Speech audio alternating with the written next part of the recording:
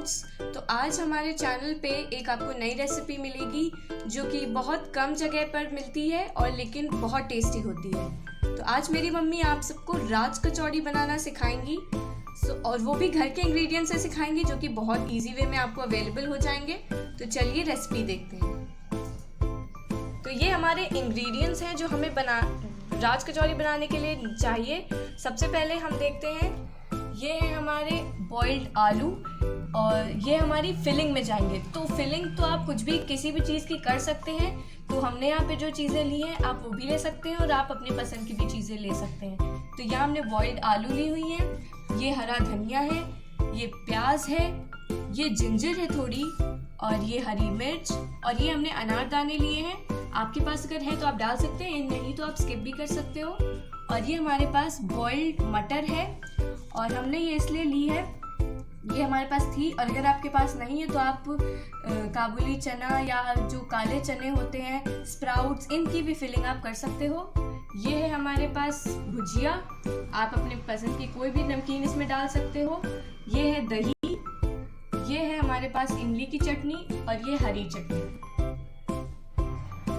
ये है हमारा डो बनाने के जो इंग्रेडिएंट्स है वो, ये हमने 2 चम्मच मैदा ली हुई है, यहाँ हमारे पास 1 कप सूजी हुई है, यहाँ हमने 4 चम्मच जो हमारा गेहूं का आटा होता है, व्हीट फ्लावर, वो लिया है।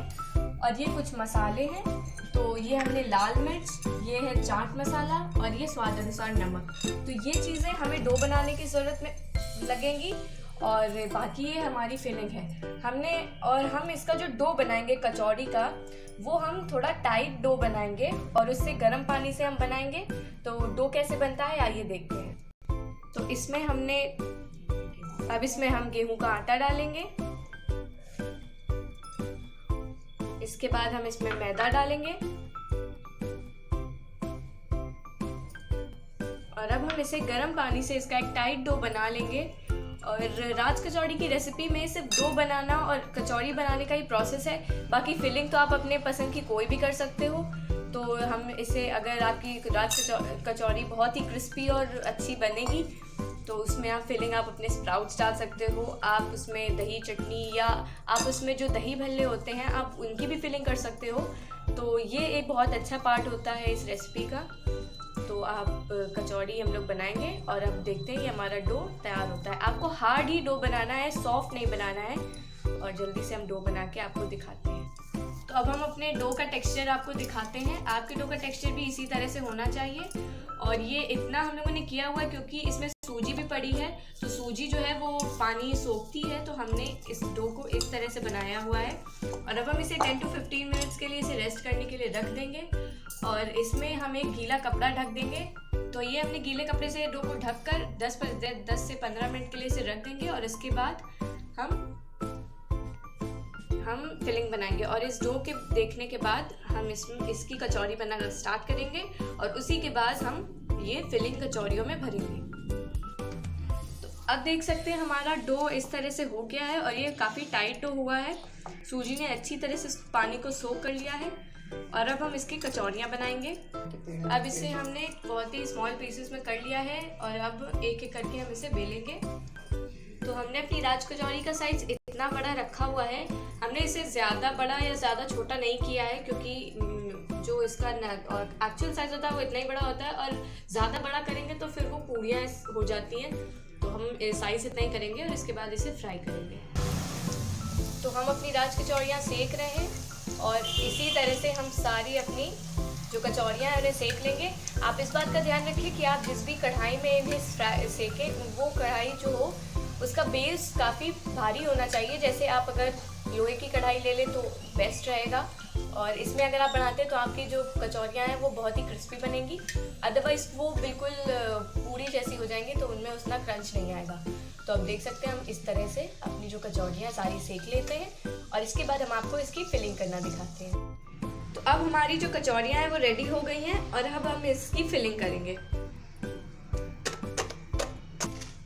तो हमने इसे सेंटर से इसे फोल्ड लिया है और इसमें हम अपनी अभी बॉइल्ड पोटैटोज डालेंगे। और जैसा कि पहले भी बताया है आप इसमें कोई भी फिलिंग डाल सकते हैं। अब इसमें हम अपनी बॉइल्ड मटर डालेंगे, आप इसकी जगह स्प्राउट्स भी डाल सकते हैं। अब इसमें हम प्याज डालेंगे,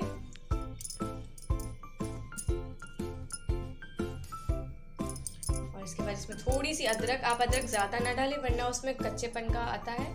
और इसमें हरी मिर्च, आप मिर्च अगर आपको तीखा पसंद है तो डालिए, अगर नहीं तो आप इसे स्किप कर सकते हो। इसके बाद हम इसमें डालेंगे दही, हम इसमें दही फिल करेंगे। हर चीज़ की एक एक लेयर हम लोग इसमें फिल करते रहेंगे और इसी तरह से हमारी कचौरी जो है वो फिल हो जाएगी। इसमें हम हरी चटनी डालेंगे। ये सारी जो एक कचौरी है ये घर के बने इंग्रेडिएंट से ही बनाई गई है, तो ये बहुत ही इजी बन जाती है। आप कचौरी बना के रख भी सकते हो, अगर आप कचौरियाँ बनी रखी होती हैं तो आप फिलिंग उसमें कुछ भी करके आप इसे डाल सकते हैं। अब इसमें चाट मसाला हम लोग डालते हैं और ये थोड़ी पिसी लाल मिर्च, इसमें हम स्वाद अनुसार नमक डालेंगे और इसके बाद हम इसमें डालेंगे अनारदाने। और ये हमारी कचौरी फिल हो गई है। अब इसकी थोड़ी सी हम सजावट भी करेंगे, इसमें हरा धनिया और ये हमारे जो सेव थे वो डाल देंगे। अब हम इसमें एक लेयर पोटैटो की और डालेंगे और इसके बाद हम इसमें मटर भी डालेंगे। तो हमारी ऊपर तक हमारी कचौरी बहुत अच्छे से फिल हो गई है और ये खाने में बहुत ही क्रंची और टेस्टी रहेगी। और इसके बाद हम प्याज और इसमें इमली की चटनी, अब इसमें दही डालेंगे हम लोग, ये चटनी डालेंगे और ये हरी चटनी। अब इसमें हम दही जो है वो ऊपर से भी डाल देंगे ताकि इसकी जो प्लेटिंग है वो और सुंदर लगे। दही की क्वांटिटी आप इसमें ज़्यादा करिएगा क्योंकि ये दही के बिना अच्छी नहीं लगती है उतनी। और इसमें ये इमली की चटनी, और इमली की चटनी हमारी काफ़ी पतली है क्योंकि हमें ज़्यादा गाढ़ी अच्छी नहीं लगती है। और इसके बाद हम इसमें हरा धनिया और ये एंड में इसे पोमेग्रेनेट से इसकी सजावट करेंगे। और ये हमारी राज कचौड़ी की रेसिपी रेडी हो गई है। आपको अगर ये रेसिपी पसंद आती है, आप इसे ट्राई करेंगे तो इसको कमेंट में ज़रूर बताइएगा कि ये कैसी बनी है। तो ये नई रेसिपी आज मेरी मम्मी ने आप सबको बनाना बताया है। आप इसकी कचौड़ियाँ जो है वो ऊपर से आप वो भी कर सकते हैं, इसे एक्स्ट्रा बना के भी रख सकते हैं और जब भी मन करे आप इसे फिल करके खा सकते हैं। सो अगर आपको अच्छी लगे तो please like, share and subscribe और सबके साथ ये रेसिपी शेयर करें। Thanks for watching.